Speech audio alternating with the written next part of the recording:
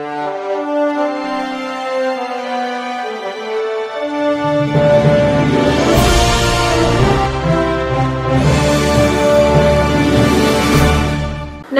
मी Shweta Pawar. City TV लाईव्हच्या बातमीपत्रात आपलं स्वागत आहे. कुरुलमध्ये राम मंदिरात राम मंदिर स्थापना दिनानिमित्त श्रीरामाच्या प्रतिमेची भव्य अशी मिरवणूक हनुमान मंदिरापासून संपूर्ण गावातून श्रीरामाच्या जयघोषाने व भजनी मंडळाने मिरवणूक काढण्यात आली.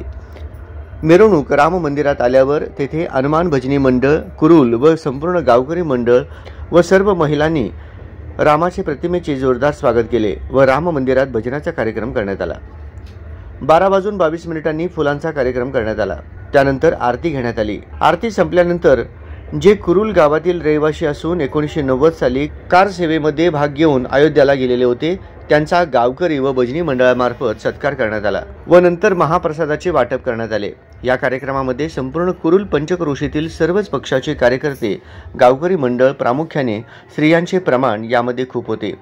बाल गोपाल उपस्थित होते. हा कार्यक्रम अत्यंत शोभनीय असा झाला असून या कार्यक्रमाचे कौतुक संपूर्ण गावकरी करत आहेत.